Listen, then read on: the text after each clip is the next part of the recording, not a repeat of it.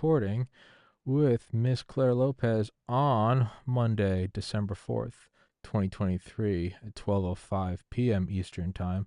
And as I just did in the prior episode, and as I just told Claire, podcast has a sponsor now, Fox & Sons Coffee. Promo code Tommy, get 10% off. I don't know, it's coffee. Get jacked up. Pay attention to the show. You want to know how I do multiple shows a day?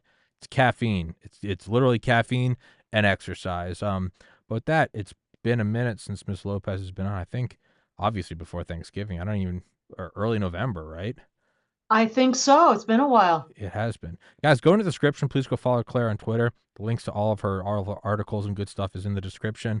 But per the title of the show, Biden urging Israel to not destroy Hamas. Can you elaborate on that?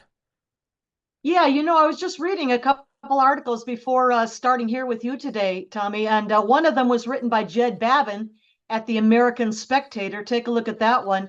The other written by Robert Spencer at Front Page Magazine, both to the same point, though, which you've pointed to here, and that is that while on the surface it looks like, and from statements by President Biden, by Secretary of State Anthony Blinken, and others in the Biden administration, it looks like the United States is solidly behind Israel and understands that this is an existential war for Israel, that Hamas can no longer be allowed to exist in the Gaza Strip, that it must be completely defeated. But then there are other statements coming out to the effect of, well, be careful about the civilian casualties, be careful that you don't do in the southern part of the Gaza Strip what you did in the northern part right after the Shabbat massacre of October 7, when the IDF went into northern Gaza. They are now operating further to the south in the area of Khan Yunis, which is, I guess, probably the second large population center in Gaza. To the north is Gaza City, in the south is Khan Yunis, many other communities too, but those, the two largest. And the IDF is now operating in the south, and the statements coming out are all about, well, whatever you have to do, Israel, but make sure you don't kill any civilians, and completely ignoring the fact that Hamas deliberately commits war crimes by positioning its military headquarters, its rocket and missile launch sites, its ammunition dumps in civilian areas, including in and underneath hospitals, schools, and ordinary homes.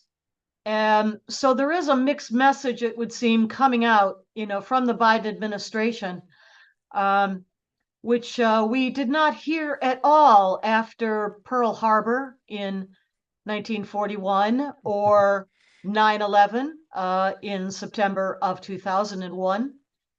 But for the Jews, for the Jewish state of Israel, now we're hearing this. Yeah. I mean, on one hand, it might just seem like maybe it's just kind of empty PR. It's just kind of like, of course they're going to say that. But on the other hand, there's also like, when it comes to, I don't know, just the general idea of doing the right thing in your life. And it doesn't matter whether or not people make fun of you or if they, believe your motives. If, deep down, you're doing something for whatever that thing is. You're like, I'm just going to go do this thing and I'm going to do it. And I don't care who likes it or doesn't. When you look at the videos of going through like a hospital or a school and finding all the munitions and mortars and artillery shells, wrapped in wire with a cell phone on it, and then the responses on Twitter or Instagram are like deep fake, IDF propaganda. At a certain point, you go, the mind is made up. They are not going to side with Israel in any rational, coherent manner.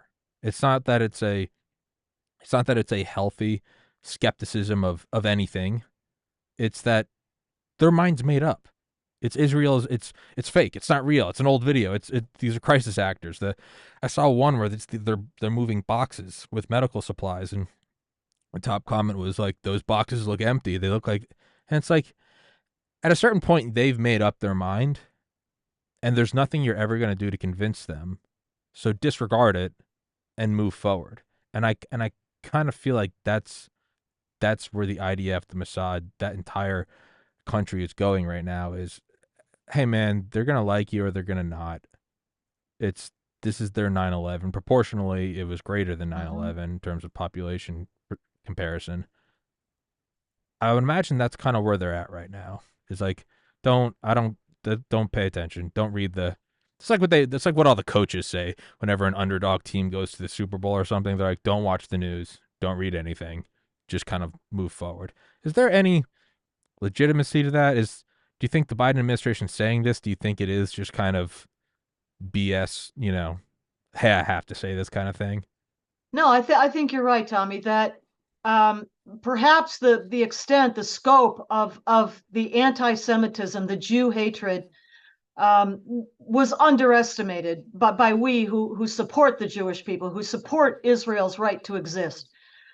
And since the Holocaust, back in the last century, there has always been anti-Semitism. There's always been Jew hatred, especially coming out of the Islamic world, the Islamic movement, the Muslim Brotherhood, um, parties in the Middle East like the Islamic Republic of Iran, which of course um, is the sponsor that arms, backs, funds, trains all of these Islamic terror groups from Hamas to Palestinian Islamic Jihad, also in the Gaza Strip, Hezbollah, the Hashd Shabi Shiite terror militias in Iraq, and those attacking us, we Americans, um, in both Iraq and the former Syria. Now, dozens and dozens and dozens of attacks. Those are by militias, armed, back, fund, trained by the Islamic Republic of Iran, and of course, most recently, in these last couple of days or few days, the attacks coming from the Houthis Oh in yeah. Yemen, also an Iranian Islamic terror proxy group, taking aim at commercial shipping in the Red Sea area, but also at least aimed in the direction of American naval vessels there. So all of this basically Jew hatred, anti-Semitism has long been there. And certainly the head of the Hydra is the Islamic Republic of Iran today. But I'm not sure that we here in the United States or even the West appreciated the extent of the venom, the viciousness, the just incredible I was surprised.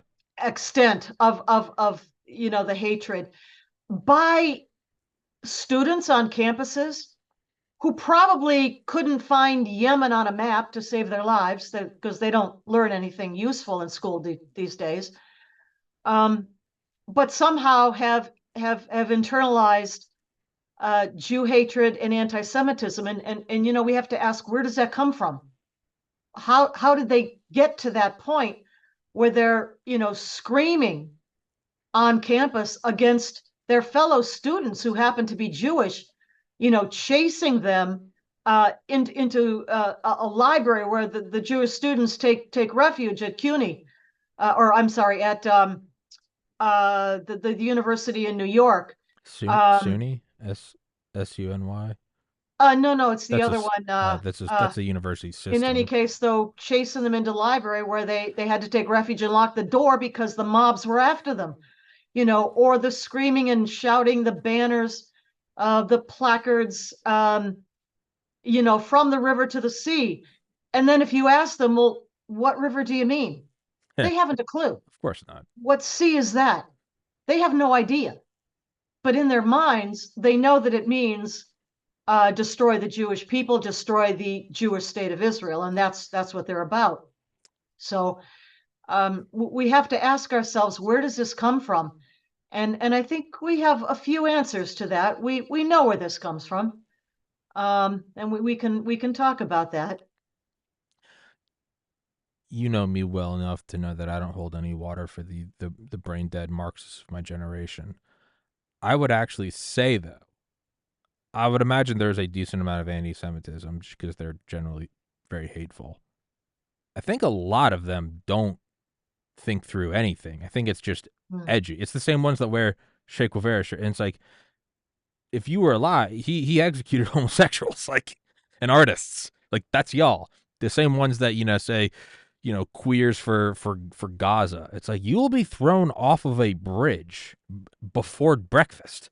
Like that'll just be a morning thing instead of like a vape. It'd be like let's throw this guy off the bridge. So I would, and again, you know me well enough, and anyone watched the show knows I don't stand with them at all. But if I just had to like really be as honest as I could, I would say a decent amount of them are simply saying something because it's just the Yeah, new edgy whatever. I think you may be right about that. And they have been taught now through generations of students on these campuses, not all campuses, but some of the most prominent ones, like Harvard, like Columbia. They have been taught that the world is divided into two parts: the oppressed and the oppressors. And they don't do homework. They don't do anything about actually researching what this might mean.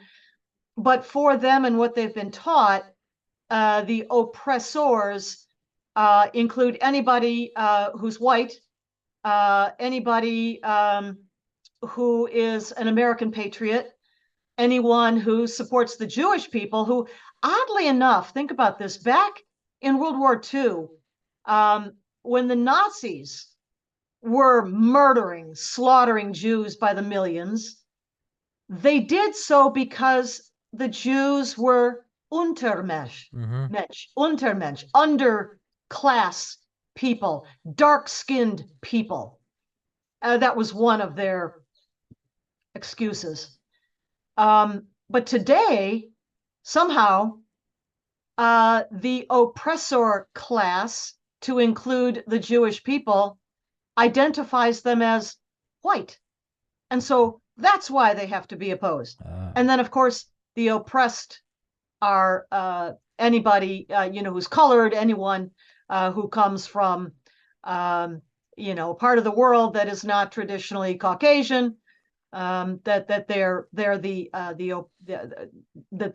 the oppressed. And so this dichotomy, oppressor, oppressed, is the way they see the world, and they just kind of echo what their leftist and, yes, Marxist, um, Jew hating professors tell them, that the Jews are white, so they're the oppressors, and these poor people who live in Gaza or maybe Judea and Samaria who are not Israeli, who are not Jewish, are the oppressed, and that's how they see the world. They have no clue what they're talking about, of course, but that's how they see the world. I think I would even go one step further with my my saying that they're not really thinking it through because I mean they call you and I Nazis because we are conservative and supported President Trump. Meanwhile, openly calling for the fighting back against Israel and to stand there and take it, which makes me think that either at their core they're anti-Semitic, which may be true, but I also just think there really is no there's nothing deeper than the surface level. It's just Could immediate. be. It's Yeah, it's the yeah. toddler screaming. What do you want? Do you want to it's like when my dog when he was old and he was just kind of like senile. I was like, do you want to go outside? We go outside. You want to go in? What do you want? You want food? You want water? You want me to hold you? Do you want what do you want? And it's just there's nothing there. Mm-hmm, But mm-hmm. then I would go, so if we can examine that and say that they're sort of like a blank canvas that doesn't actually have any internal monologue and they're not thinking about what they're saying, that's one thing. But then you have to go, well, who's someone with some intellect is putting a message on that blank canvas. Yes. Who is that? I would say that is a hardcore anti-Semitic group of people, Yes. entity, influence, whatever. Absolutely right. And on campus, that certainly includes the Marxist communist elements among the professors. It also includes a heavy presence of the Muslim Brotherhood and its front groups. The Muslim Student Association, as we know, the very first Muslim Brotherhood front group organization founded in the United States in 1964 on the campus of the University of Illinois Champaign-Urbana campus, has now grown and spread to just about every major university in the United States, and even on down to the high school level. So there are offshoots of the Muslim Student Association also, to include Students for Justice in Palestine. We've all seen them and heard them, screaming their Jew hatred. Students for Justice in Palestine is the campus branch of American Muslims for Palestine, a Muslim Brotherhood front group, and one of the founding members, AMP is, founding members of the USCMO, United States Council of Muslim Organizations, the Muslim Brotherhood political umbrella group that was founded back in 2014, and AMP was a founding member of that. AMP, by the way, also is very close to the AKP, the Justice and Development Party that rules Turkey, co-founded that political party, the AKP, co-founded by their current regime leader, President Recep Tayyip Erdogan, who is himself very close and supportive of Hamas in Gaza. Hamas, of course, being the Gaza branch of the original Muslim Brotherhood coming out of Egypt. So you see how all of this goes full circle. Mm. So then to tie it back to Biden urging not to eradicate Hamas, I don't support President Biden or that administration, but I don't. They're not stupid. They know what they're doing. Do you think this is just lip service to their base? I think that the Democrat Party is very much and visibly divided now. Hmm.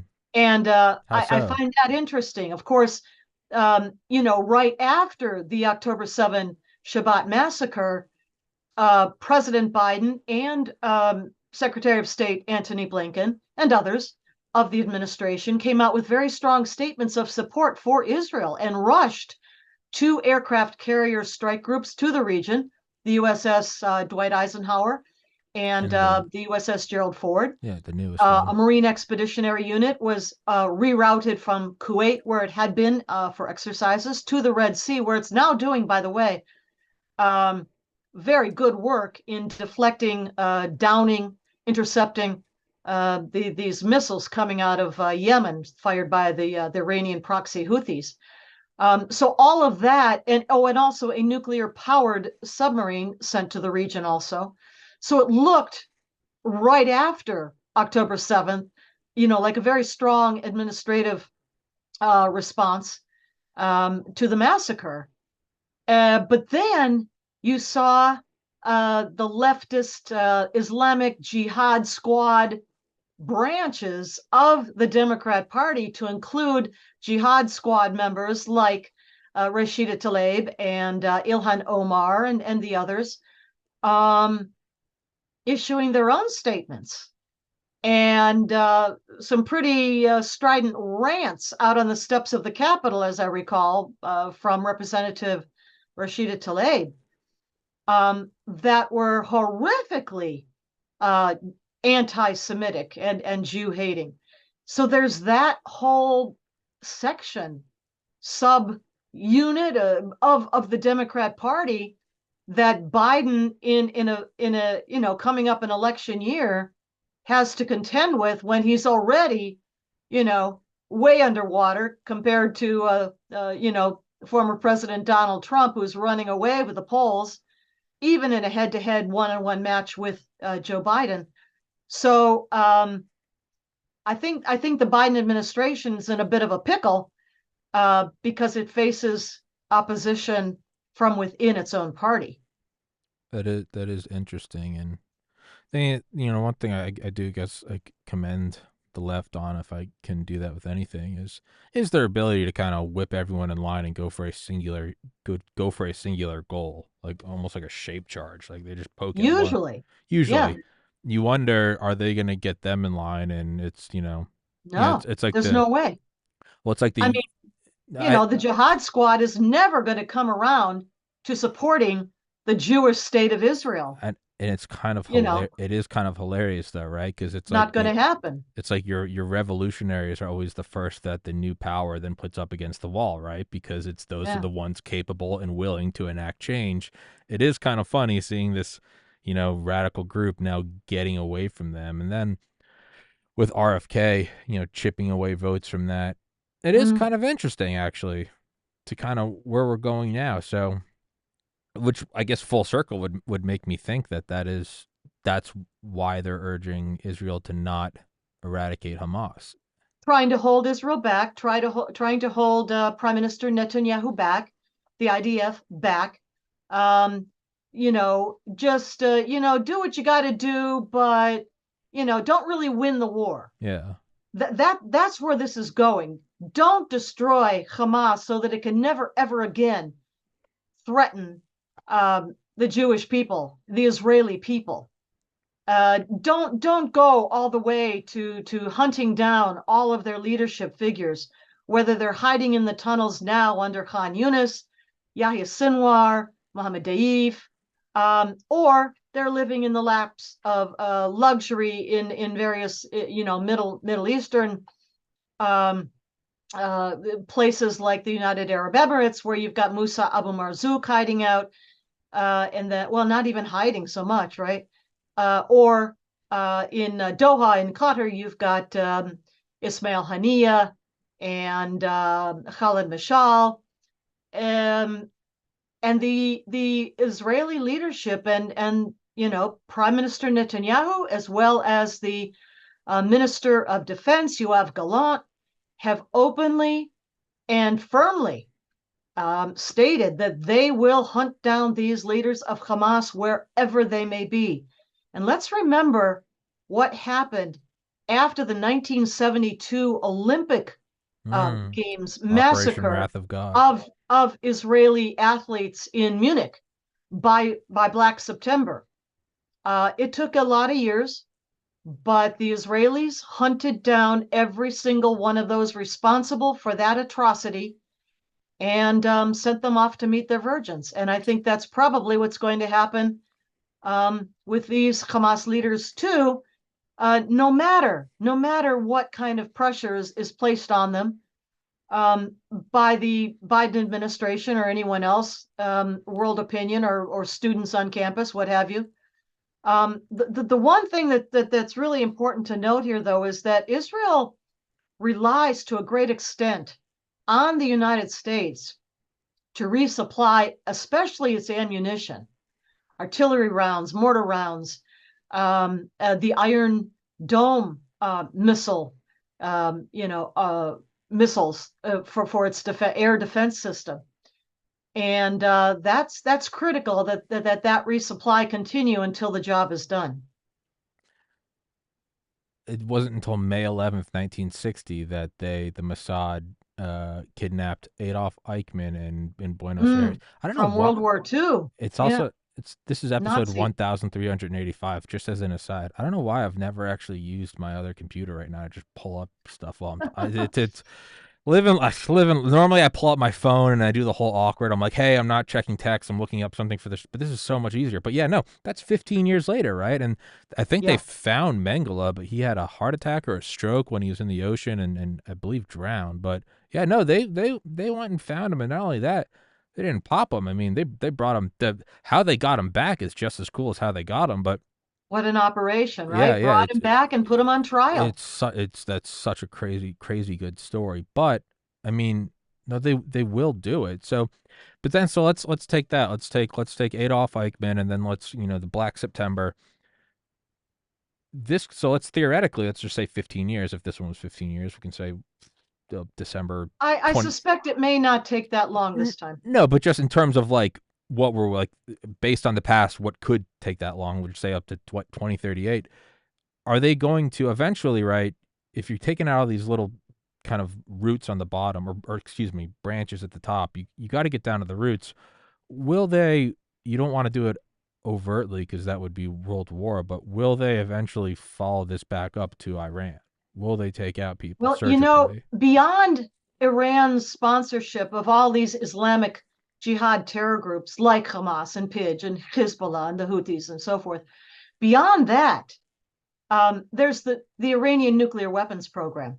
Hmm. And there will come a day when Israel will have to take internationally sanctioned anticipatory self-defense measures against that nuclear weapons program. Yeah. I don't know what their intelligence can show right now, but I think it's probably the best in the world about where the Iranian nuclear weapons program is right now. I would think that at the point that Iran begins to marry its nuclear warheads, and yes, I think they've been building warheads for years, at least a small handful, when they begin to marry those up to the nose cones of their ballistic missiles, at which point the international community, okay, now it's a weapon. Yeah. At that point, Israel will have no choice, but will have to defend itself.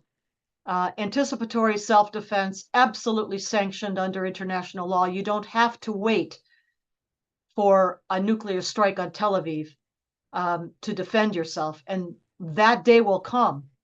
But in the meantime, now that we're dealing mostly at this point in time with these Iranian Islamic Jihad terror proxies that we've mentioned, a meaningful strike against some of them. I can think of the port of Hodeidah on the Bab el-Mandeb would seriously inconvenience the Houthis.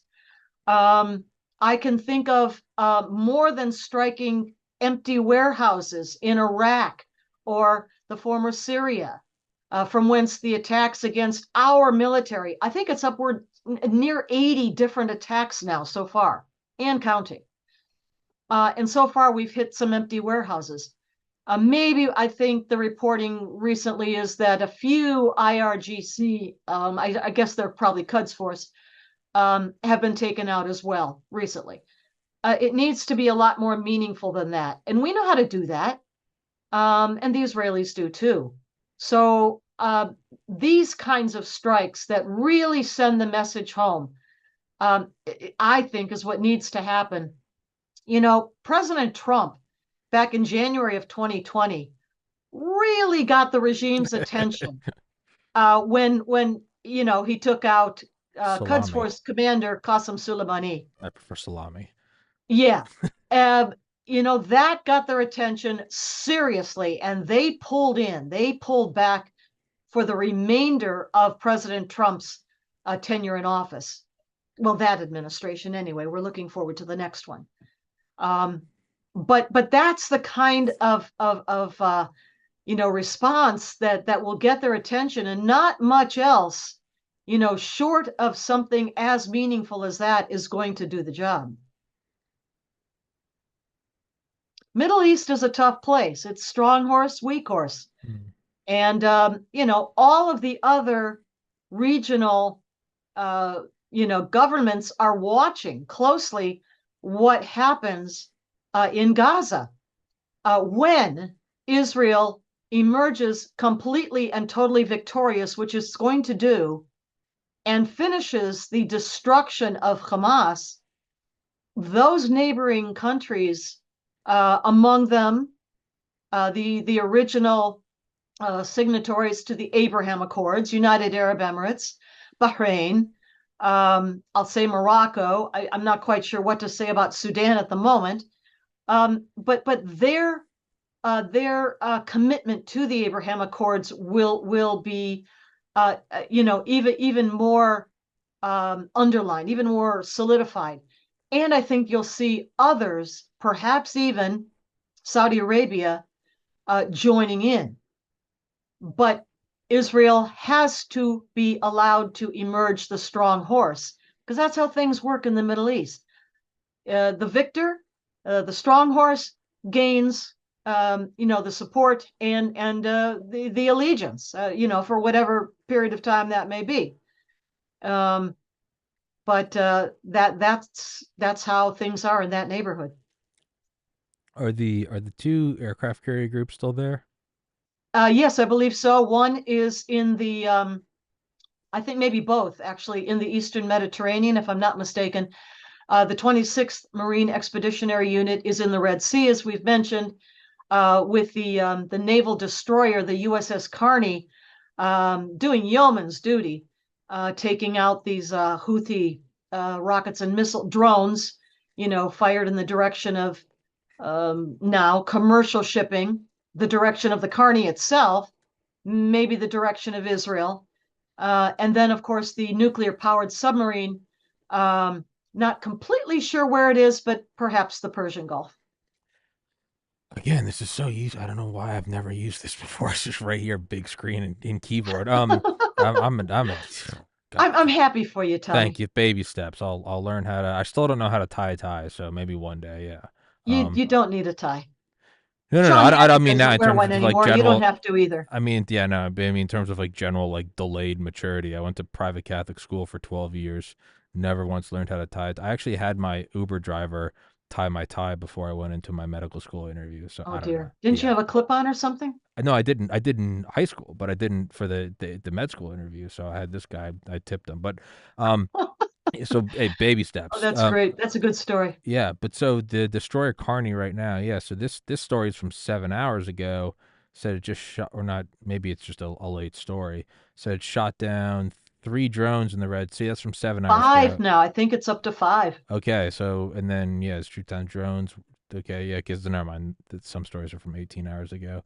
Yeah. Yeah, so that's wild. I mean, somebody said in one of the video game chats I was doing last night, they're like, oh, they just launched drones at like U.S. ships, and I was like, "Wait, Hmm. what?" And they said it shot them down. I thought they were saying I mean, they, now thankfully there were no U.S. casualties, injuries, or otherwise.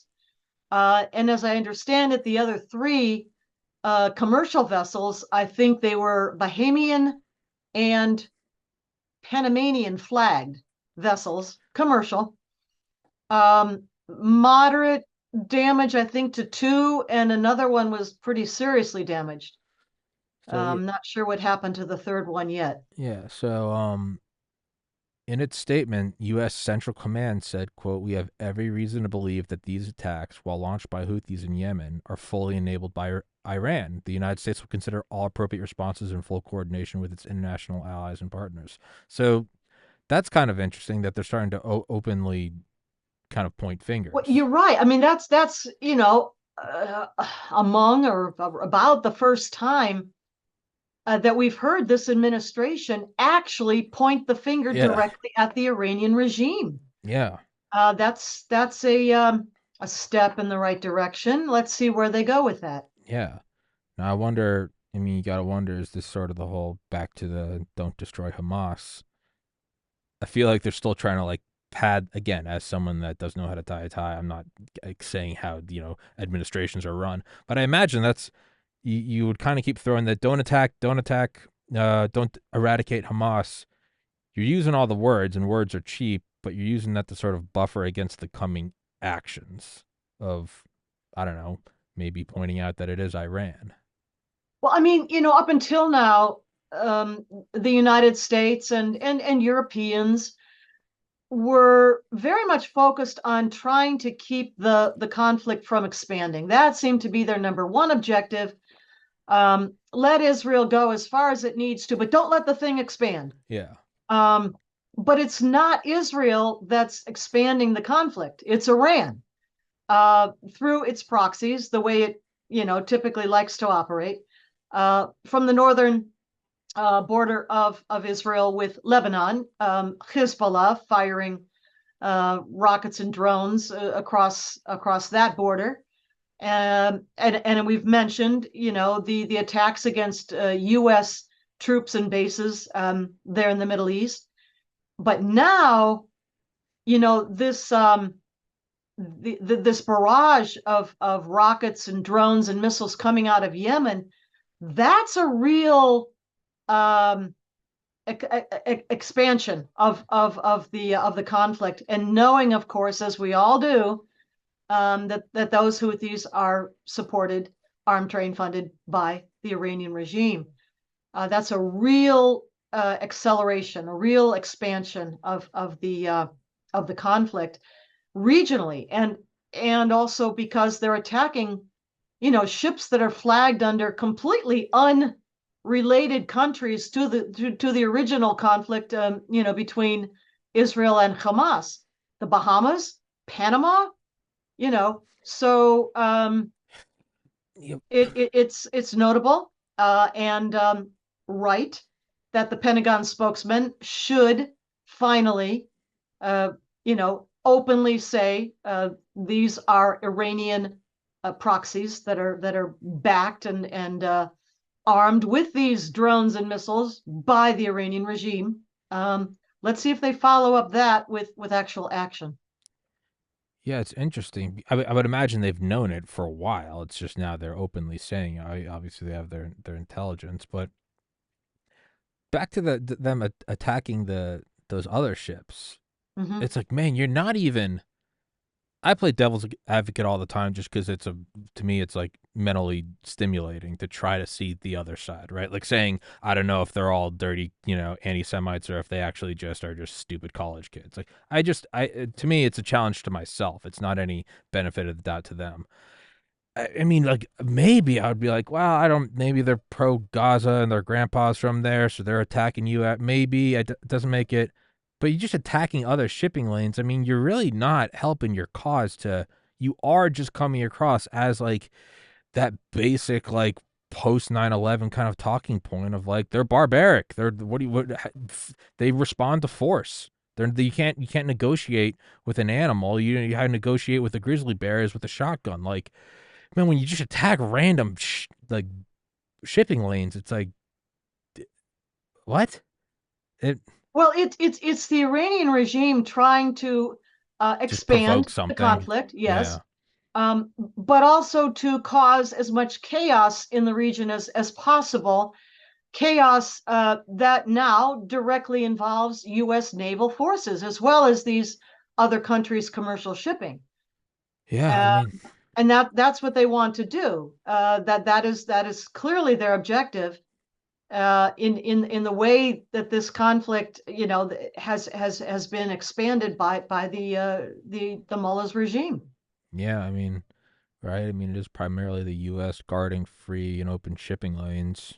If Mm-hmm. you can't attack the aircraft carrier, they got Sea Whiz and Phalanx. I mean, attack the attack the small ships, and hopefully maybe the U.S. will come to defend them, and then you attack because it hasn't all been for. I mean, right? The USS Cole. I mean, that was what a little dinghy. Like they, they accomplished their goal. It can be done. It's just yeah, they're not. It almost it almost seems like frustrating on one hand that you have these little drones, and the other article said, they shot down cruise missiles going to Israel in October. It's almost got to be frustrating. You feel like you're swatting flies or like, keeping five Well, year I mean, a olds couple from, of those flies did some serious damage to at least one of those commercial vessels, yeah. were hit with drone strikes in the last day or so. Well, what I'm getting at is it's got to be frustrating. Just kind of just going back and forth, and you can't do anything. Maybe that's finally why they're pointing out that it's Iran to be like, you know what? These aren't just little flies. Like this is coming from somewhere. Is there any logic to that? I mean, trying to at least start to point fingers, be like, we Well, know it's where it's coming almost from. there's no way to get around identifying the Iranian regime as behind all of this anymore. Yeah, There's no way to avoid that, yeah. especially as we see, you know, all of these different Islamic Jihad proxies, from Hezbollah to the Hashd-e-Shabi in Iraq to the Houthis now out of Yemen. They're all easily identifiable as Iranian Islamic Jihad proxies. I've heard at least some speculation that the Biden administration may even now reconsider um, putting the Houthis back. Ansar al-Islam is their actual name. Houthi is the tribal name. Back on the State Department foreign terrorist organizations list, which we'll recall the Biden administration removed the Houthis from that list in one of its first, acts in office back in 2021. And we've seen the chaos and the carnage that has resulted.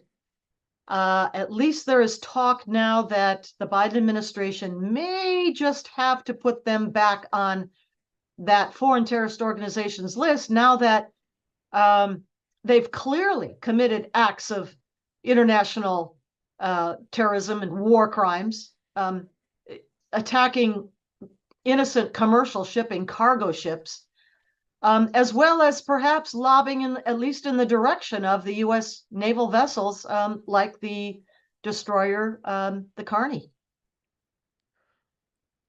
And then to, Israel leaning in and moving into Gaza, and we were talking about eventually, maybe years down the road, maybe in hours, preemptively going after Iran and their nuclear program. If that does happen, or when that does happen, I would imagine we would go in with them. As much as we say, like, we don't want this to happen, if it is going to happen, you want it to be done well, right? So the Israelis and the Israeli Air oh no, Force they don't need us. Perfectly capable. Oh, I'm aware. Of doing what needs to be done vis-a-vis Iran's nuclear weapons program if it comes to that. I'm aware. It's like there's a game me and my buddies play called Payday, and you're just robbing banks, right? Great game. And you're trying not to like set the alarms off. You're trying to stay out of the lines of the cameras, and you're trying to be very stealthy. And you just want to do it very quietly. But every once in a while, I'm normally the idiot. I'll get impatient and I'll be like, screw this, and just kind of like, run in, guns blazing. And as much as they might hate me because I'm ruining our mission, it is in their interest to follow in after me, because if I die, they're going to be down to 3 guys, and now they're definitely going to lose, and y'all get arrested or killed. So it's like they might hate me for going in, but if I'm gonna go in, they're like, it's the least worst option to follow him in. At least let's try to win this to a degree. Well, I mean, there's no question that the Iranian nuclear weapons program threatens much more than Sure. just Israel. They call Israel the The little Shaitan Satan. Kuchik, the little Satan, and they call the United States the Shaitan Bezorg, the big Satan. And so there's almost no way conceivable that were Israel, let's say, to go it alone and go after Iran's nuclear weapons program, that would not spread in Absolutely. ways that would immediately involve the United States, which of course we have a presence all over the Middle East, not just diplomatic facilities, embassies, and consulates, but military bases too, in many places around the Persian Gulf and the broader Middle East. So that's definitely a scenario. I always plug it. Fantastic book, Base Nation by David Vine. Just the mind-boggling wrapping of bases around the globe. Yeah, it's not for nothing that it's all there. And yeah, I mean, right? It's like appeasement. Let's say they do wipe out the little Satan. They get their dream. They vaporized Israel. Where do you think they're going next? Like, you really think it just stops there? Like, it's not going to stop there. It's going to come to the United States. So it is in our Well, interest to certainly our presence in the region, but sure. no, that's not going to happen to Israel. Yeah. No. No, I know it won't, but I mean, just But in they the would take aim, and they've already threatened to take aim at our presence throughout the Middle East, as I said, both diplomatic and military. And it would draw in many of the other regional states as well. I mean, that would be a nightmare scenario, of course. do you think we're trying to keep it from escalating because we are already involved in Ukraine, and I mean, it just seems like a matter of time, Taiwan. Do you think we're trying to keep Partly for those other places, considerations, yes, Ukraine, Taiwan. but also just for the Middle East region to keep it from escalating Sure. to the point that uh, even more countries are drawn into actual combat. Uh, Nobody wants that to happen. I don't think, except maybe the mullahs. Well, sure. Um, so it is about keeping things from escalating, but obviously the Houthis would not have launched this barrage of rockets, missiles, and drones against international commercial shipping, and at least in the direction of American naval vessels, without Iran's the blessing. go-ahead from Tehran. And that's and So where is Tehran going with this? What do they think is going to happen? Do they think that the Biden administration is so weak, so unwilling, to take decisive action against them that they can get away with anything? They're pushing the envelope. They're hitting the bee's nest. I really hope that there are significant um, retaliatory responses to this, what's happened now in the last 24 hours. yeah, it's like yeah, they're getting the blessing from higher up. And again, they're like, If Iran. not orders, if not outright Sure, orders. sure, yeah, and they're not stupid. Iran's not stupid. The higher ups aren't like higher ups everywhere. They're not. Some are, but most aren't. They can be evil, but they're not stupid. So this is coming from somewhere, and I mean, is it? And they have to go. Well, what's the logic to that? And it might be that we've reached an event horizon of logic. Then it's like, oh well, no, it's just holy jihad, Well, and they have to kill us all. And it's like, oh well, we have to in a way um, get our thinking at least aligned and understanding their thinking. Think back, for example, to the time of the Ayatollah Khomeini and what he said way back in the late 1980s before he died in 1989. And he said something to the effect of, referring to his own country, to Iran, he said, "Let this land burn. I say, let this land go up in flames if it means that Islam triumphs in the world." So there are those whose mindset is like that.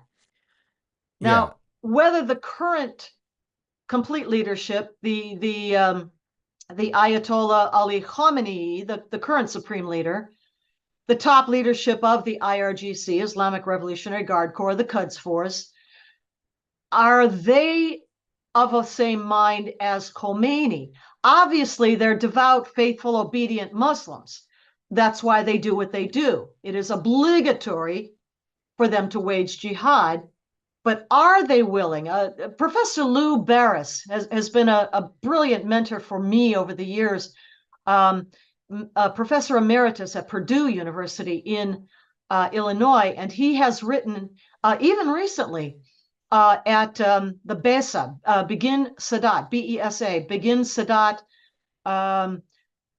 what is it, Institute in Israel, and their publication online. And he has written that we have to understand whether that regime in Tehran is rational in the sense that we understand rational. Rational for us means we put the survival of our nation, our people, above all other uh, goods or to be desired outcomes.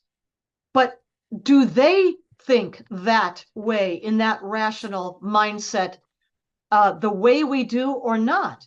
Do their 12 Shiite Islamic ideologies overcome rational thinking the way we think about rational? The highest objective good value for us is survival of the people and the nation, America. But do they think that way? Khomeini obviously did not. Remember that quote.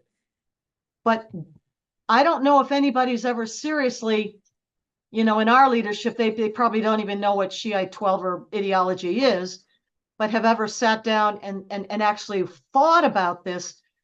Is their mindset rational according to our definition of rational? and that's what I was getting to is what are the end goal. It was like when I was a pledge in a fraternity, and it's like my first semester of college, and I wanted to do well in school because I loosely knew I wanted to go to medical school. I didn't get serious till like a year later, but I knew at the very least I couldn't fail. Mm-hmm. And I would use all this logic of like, I'll be like, no, but I have to study. Like, I get the pledgeship thing, and you got to do your dues and all that. And they would argue against me. And it took me until like, like most of the way through pledgeship, I realized I was only 19, but it dawned on me. I'm like, they're all okay kind of just being deadbeats, smoking pot, sitting around a frat house. And I want to go do this. Like, our logics don't align. It's not like two people trying to make a compromise. I'm like, we want different things. They don't care. And I want to go do something bigger. So that's what I was getting at. It's like, okay, we have Mm-hmm. the Mm-hmm. drones at the bottom, not the, no pun intended, but like drones and then launched by Houthis is okay, or you have Hamas, and it's like, well, where are those weapons coming from, and where's that funding coming from? And it's like Iran, and then how does that go higher up? And eventually, the logic might be we're looking at it in terms of a geopolitical chessboard, looking at it in terms of U.S. bases and shipping lanes, and they're looking at it in terms of the infidels must burn in the black fire. Yeah, I mean the Like, the the Judeo-Christian liberal democratic style Western mindset yeah, does not very easily understand this kind of thinking, which is completely different and alien to our own. And our leadership here in the United States, as I said, they don't even know what these things are, much less grapple with them. And that's dangerous and because unless you put yourself in the mindset of the enemy, what Sun Tzu, right? Know the enemy, know yourself, and you shall not fear the outcome of 1,000 battles. mm, But if we don't do that and we don't understand their mindset, um, it'll be a different story. yeah, it is. It is kind of, yeah. It's you're dealing with a certain not even a lapse in logic. It's just an evil logic. It's like Nazi Germany was still diverting materiel from the Eastern and Western Front to continue the final solution. Even Mm-hmm. as the fronts were crumbling, they were still diverting materiel. Like, this wasn't a pet project on the side. Hey, we're advancing Lebensraum and we're going to go to the moon and we're doing all this. And by the way, we're going to kill the Jews. It was like, no. Even as the country was falling inwards, it was, this is priority one. And you realize, we're not looking at the same logic where other countries maybe just wanted to survive. This is actual pure evil. And again, so yeah, we're basing things. Maybe that comes down to why we're seeing what we're seeing. We have carrier groups there because we want to keep it from escalating, and they're shooting drones at us and we're swatting them down. And it's like, well, how come we're not attacking Iran? And it's, well, we don't want it to escalate into this global firestorm. And it's like, that's our logic as it's Western human beings versus, yeah, no, they want to pull us down because it's a holy war and we have to, fulfill. And it's like, oh, we're not speaking the same language. It's not that you speak one language and I speak another. It's that you want me dead and I'm trying to compromise with you. And it's like, dude, that And I what would do you? I would suggest, I'm looking at the clock here Oh with yeah, this yeah, yeah. We'll a wrap bit, up. but um, I think this discussion may and what we're talking about may also feed into some of the reasons for why the vaunted Israeli, leadership, intelligence, and otherwise failed to see October 7 coming. I think to some extent, yes, over reliance on their superior technology, some arrogance in there too. But the intel, as we now know, was coming in. The intel from their collectors, technical, or human, that intel about what Hamas was up to and planning was coming in for a long time before October 7th. But they didn't put their minds in the mindset of the enemy. And I find that surprising for Israel. I don't find it surprising for American leadership. They're lost. But I would have thought the Israeli leadership would have been better at in understanding the Hamas, Islamic Jihad, Dar al-Islam versus Dar al-Harb mentality. And I think that their failure to do that is in at least some measure due to a failure to understand the enemy's mindset. Is it that, or what do you think about the idea that there was a stand down to allow it to happen? No, To no, ju- no. I don't know. They would I'm never, with ever, ever do that. No, I'm with you. I just think, what no, would be the logic of that if you're getting the no. intel?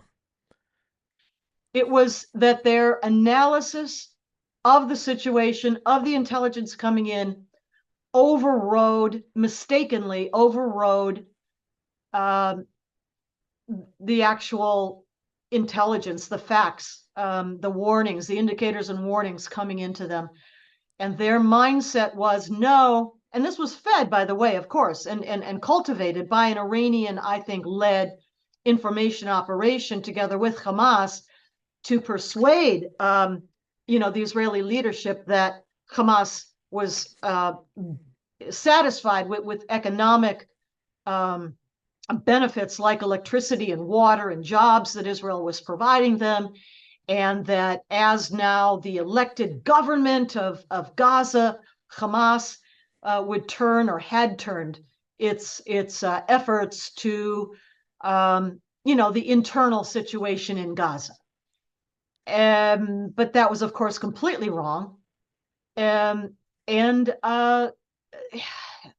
it comes back to a failure, to understand the intent and motivation of the enemy.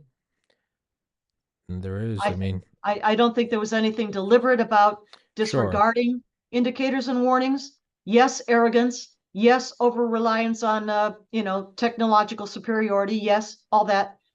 But I don't think anybody in Israeli leadership, political intelligence, or military would ever deliberately allow a massacre like that to happen. No, they would not do that. James Bamford's book, Shadow Factory, the ultra secret post 9/11 NSA. The first really should be two books. The second half is like a history up to current of the NSA, and then the first half, I don't know why it's not two books. The first half is what led up to 9/11. You know, to people that say the idea of we let 9/11 happen, he goes into it, and I think it's one of the more interesting ones. Is it's not that we didn't know or that we did know. He's talking about how just every node and cell phone and computer and chatter and phone was like a rising static. And then after the USS Cole, to the point where he goes, we knew an attack was coming. There are these reports going to Bush's office, starting under Clinton, but up to Bush, saying like, Mr. President, like it's gonna happen any day. We don't know when. Basically, like they knew something was gonna happen. It's not that they knew where and that they allowed it to happen. It was just But something. I agree. But they also did not, and do not to this day, understand what Islam actually is, what Islamic Jihad means, Well, they're trying to look at it in their own the same rational through their system. own lenses, You which are have, Western. and it's almost a weird catch-22. It's like at a certain point you have to go, there is no, and we'll wrap it up, but at a certain point you have to go, there is no logic. They're not on the same field as us of growth and a community. It's like they're monsters that want us dead. Therefore, we can't negotiate or try to understand them, and we just have to eradicate them. But then that very opinion is the opposite of Western thinking. So it's this weird, to defeat the monster, become the monster, is it's like a slippery slope. I don't know. I'm just kind of thinking aloud now. I'm with you. We're not looking at it. We're trying to negotiate with the rabid wolf, and it's like, dude, have fun with that. My negotiation is a 12 gauge. It just is what it is. I'm not happy about it. Whatever. And I think that's maybe what it is, and it could also be the fact that they're sitting on top of, the world's energy reserves. We also got to be careful about Well, that. except that the United States of America has more proven energy reserves, coal, natural gas, and oil, than any one of those countries over there, including Russia. Are you saying that just a couple years ago we were energy independent? Is that what you're Yes. trying And to on the say, Claire way to Lopez? becoming energy dominant, Is as that what I will not President Trump stand for this says. conspiracy, this misinformation that fact checked wrong? Yeah, no, it's yeah, no, and then that logical point doesn't even stand up, and eventually you go, yeah, I mean there is no, I don't know, what is the reasoning then? I don't know. We won't look at it for what it is. Maybe it really is Partly just like, human nature, partly a Judeo-Christian based society. yeah, Oh, I'm sorry. That is yeah, you're good. Oh, we can wrap it up if you got a call or something. uh You want to wrap it up? sorry. Yeah, Yeah, I okay. wasn't expecting No, you're that, good. You're but good. somebody's You're trying good. to call You're me. I good. You're apologize. good. Till next time, Miss Claire Lopez. Guys, thank you so much Okay. for watching. Much love, everybody. God bless. Peace. Record.